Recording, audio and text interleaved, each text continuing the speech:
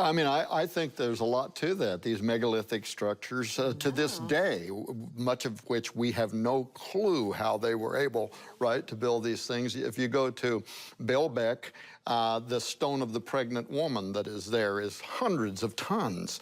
It's just gigantic. It's enormous. In fact, the first, explorers that saw it immediately connected it to the days of the giants who walked upon the face of the earth. Easter Island, another. Yeah, and also we know, based on the Book of Enoch and other extra-biblical, especially, texts, that the watchers, when they came down, they shared the forbidden secrets of heaven. Right, and the watchers are the fallen angels. I want to keep saying that. We'll call them the watchers, but it's fallen angels. Yeah, these fallen angels came down, and they were doing different things. They shared weapons technology. They shared other kinds of technology, including the use of chemical substances for opening your mind up to supernatural gateways so you could be put into contact with supernaturalism. Of course, they also corrupted the human bloodline. We're going to talk about transhuman today and transhumanism and why I think that could be a fulfillment of where Jesus says, as it was in the days of Noah, so shall it also be in the coming of the Son of Man.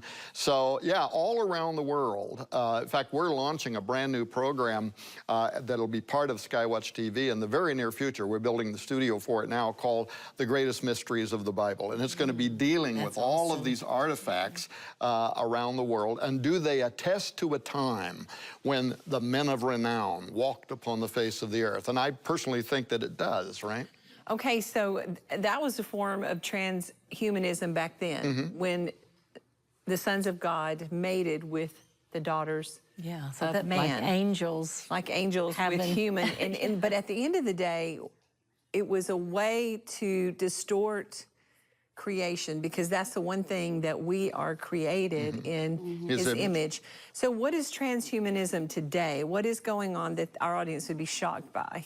Yeah, so it does, I think, parody some of what the fallen angels that we call the Watchers were doing back then, in that they selectively took human genetic material and they were corrupting it. They were making something different than what God had made. I asked myself a question one time rhetorically in one of my books, why would they have done that? Well, we know, based on the Book of Enoch, but also the quotes that are taken from it in Peter and Jude, they left their habitation. They came down to the earth.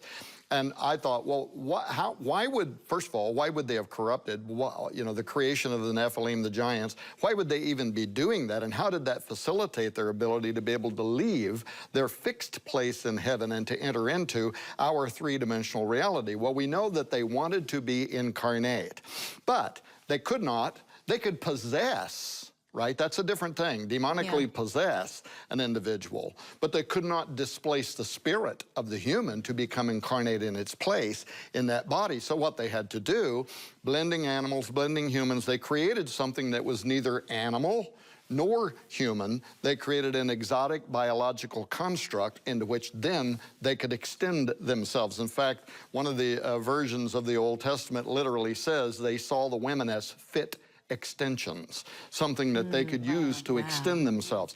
And in the ancient book of Jasher, which is quoted in 2 places in the Old Testament, it says they literally blended animals and humans in order to create a body. Therewith they provoked the Lord. The early church father Eusebius talks about them using animals and human material and creating what was later, chronicled like in the mythos of the Egyptians and the Greeks, where you see these exotic bodies, right, of half horse, half man, that kind of thing, which was really a mute testimony of a great sin that had been created by what they were doing. What has it got to do with transhumanism? Oh my gosh. We're creating human-animal chimeras in laboratories all around the world today. Tens of thousands, if not hundreds of thousands. What kind of example would we be shocked by? A mouse that is part human, that has a human brain. I know they've grown different parts on pigs and like human organs. Human organs. Harvesting. Does that mean we could talk to the mouse? Well, look, the British released a report. I can send you their book that they released about 2 years ago now, talking about ACHM, animals containing human material, and it is explosive. Now, this was the British government that released this study. So these are not, conspiracy theorists that decided to put out some, some quasi-science stuff. In which they asserted that in some of these laboratories, it is literally the island of Dr. Moreau, that they are creating entities that are half animal, half human, and some of them borderline experiencing, like what it might appear to be human levels of consciousness, things like that. Who's allowing this? I mean, this sounds so... Well, so here's the thing. You saw last week on the news where our Director of National Intelligence admitted that we have good intel that China is already biologically enhancing. Pastor Evans referred to that on a different show. Biologically changing their soldiers for super soldier technology, weapons technology. France admitted just yesterday that they're going to follow that and do the same thing.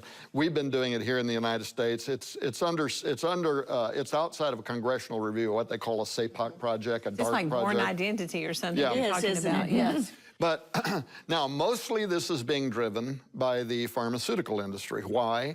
Because if you're a pharmaceutical and you've got billions of dollars out there at risk in the production of a new kind of therapy or a pill or something you're trying to create, it takes a long time to get the FDA to give you, human trial permission. So what do? You Unless create it's a rushed vaccine. Yeah, that's right. Yeah. You create an animal model that's got whatever human material, enzymes, whatever you want to test against, and so you can get around the FDA. And then if you can try your new therapy or your pharmaceutical and it works well in that animal, then you can use that as your application to the FDA and accelerate it. But it isn't just the pharmaceutical industry. Transhumans have a huge interest in this. Why? Because, well, for one reason, they believe they can create, Pastor, those superhumans, those X-Men, right? They can run faster, jump tall buildings in a single bound, whatever, right? And they don't have any flaws. They don't have any DNA anomalies, if you will. So they're tinkering with their genetic makeup.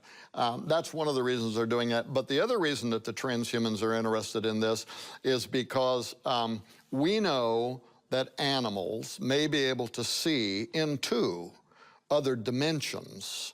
The story of Balaam's donkey in the Old Testament. Right. So Balaam's fleeing from God. He doesn't know why the donkey keeps turning off the path. He's kicking him, beating him with a stick, trying to get him to go forward. But the donkey can see something that he can't see. That's a giant angel with a sword. Speaks. Right. Yeah. So we know that, at least in some cases, animals can do that. Well, transhumans, like Professor Nick Bostrom, he wrote his thesis called Transhuman Values. That's how he earned his PhD at Oxford University. If you go to his website and read Transhuman Values, he creates these charts. So there's a big rectangle up there, and it's called all possible modes of perception. So, how many modes of perception are there? Who knows? But he draws this little bitty circle down here, and he calls this the human field. So we are limited to our 5 senses, right? If you don't accept spirituality and being able to hear the voice of God, it's just sight, hearing, smell, taste, whatever.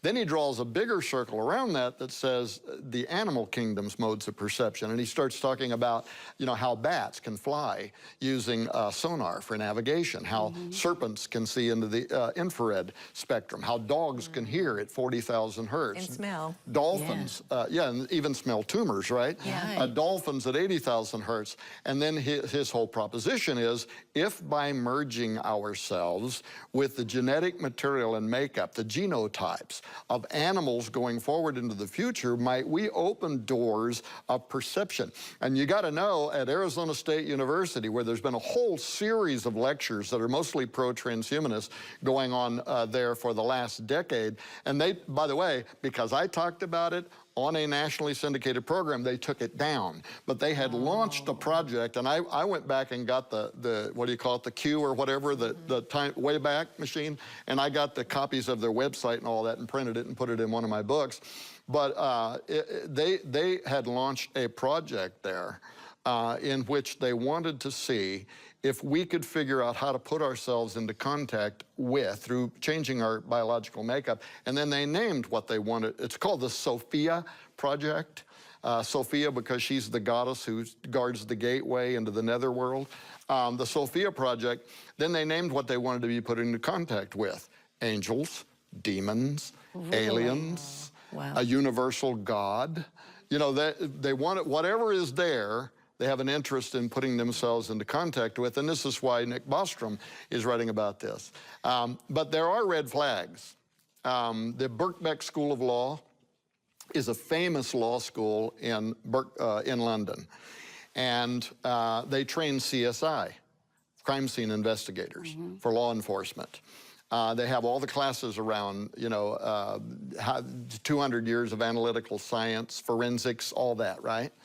But they put out the most unusual paper a few years ago, and they said if we go down this road and start merging ourselves with animals, we are going to have to introduce whole new classes on crime scene investigation. Why? Because a serial rapist who is part wolf, there might not be one thing about this entity that would fit well into what we understand about human behavior. And then another scientist by the name of Ivan Balaban proved what they were talking about was true, that these complex, different kinds of behavior could be transferred over species barrier. When at the McGill University in Montreal, Canada, he took the developing brain matter of embryonic quail and he integrated it into the developing brain matter of embryonic chickens. And when the chickens were born and started growing up, they started exhibiting the head bobs and the vocal trill of quail. And he proved thereby that very, very complex behavior patterns can be transferred across species barriers. So we got to be careful going down this road, right, of human-animal chimera experiments, and where will it stop?